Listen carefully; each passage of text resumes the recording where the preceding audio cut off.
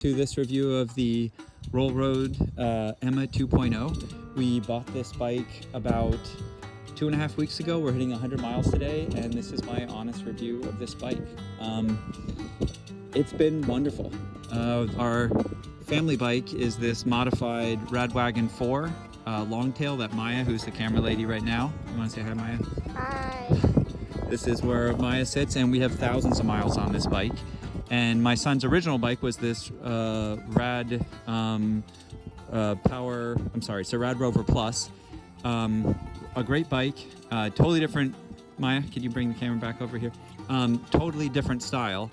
But we had some electrical issues with that, and my son is 16. He needed a bike to go to school and work right here. We live in a small town in Vermont, and this moped style bike has really been great. The dual suspension, Maya, if you want to come closer, the dual suspension, it's a coilover system with a gas strut that you can adjust the pressure on. I think the suspension is really great. It's the first bike we've had with rear suspension. The family bike's a hardtail, so the comfort of this has been great. The brakes are really incredible. Of all the stopping power on all the bikes we have, the hydraulic disc brakes are great on these. The 1 kilowatt hour or it's just under a kilowatt hour, the battery, really between that and the 1,000 watt bafang motor, we decided to upgrade to, you can kind of keep it zoomed out, Maya. We decided to go with a motorcycle tire. So the Kenda tires that come on this bike are actually pretty good as moped tires go or e-bike tires go. But we went, from that 3-pound tire that it comes with to basically a 7.8 pound Michelin City Grip 2 tire. And it's super smooth and quiet as heck. But the stock tire is just fine and it's great on trails. If you come over here, you can see the display. If you walk up, right up to here, I think the way the colors, the aesthetic, the way the handlebars is laid out is really quite nice. The headlight, if you come over here, the headlight is nice and bright. The turn signals are a huge plus. It's a big reason we upgraded as a commuter bike from Noah's Rad Rover to this e-moped style Emma bike. So now we'll show you some footage of Noah on the bike from a ride the other day.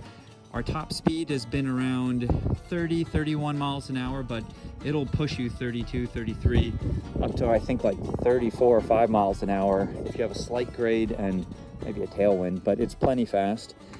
It, I think, has a throwback to a true step-through moped from the 70s or 80s. And for a commuter bike, I think it's super practical for any small town in New England.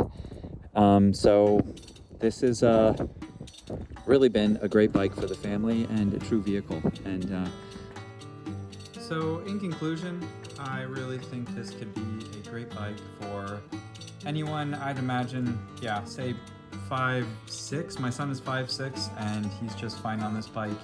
Interestingly enough, the seat, we ordered the 24-inch seat, which I really like. I like how it finishes the look of the bike. But the seat, the stock seat back there, is actually a bit thicker. So the 34.8-inch seat height, I believe, which is the spec for this bike, is at least an inch shorter and a lower profile in the front here where you sit if you order the 24-inch seat.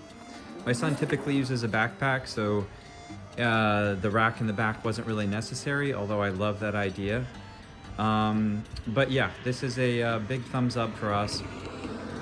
And I'll report back down in the comments if anything changes, but right now, coming into early spring in Vermont, 2024, this kind of family e-moped, but really for my son, we're splitting the cost of it, is and has been great. So I'll report back, say, at 1,000 miles or so.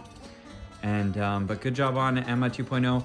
I think Emma 3.0, the design, the extra battery in the back, a few extra watts in the motor there, meaning it can handle more voltage without turning it into heat. Like, it can handle more power. So this 1,000 watt motor is a noticeable step up from the 750, and I think really well done and a good choice considering the weight of this frame. This frame at 95 pounds is, oh, actually, sorry, with the motorcycle tires, we are over 100 because we're not running stock, is about exactly the same weight of the Longtail cargo bike. So that gives you an idea of just how substantial the frame is, which I think is a good thing. I think that's definitely a good thing. So overall, very happy with our purchase and would recommend this bike to others. Okay, thanks for watching.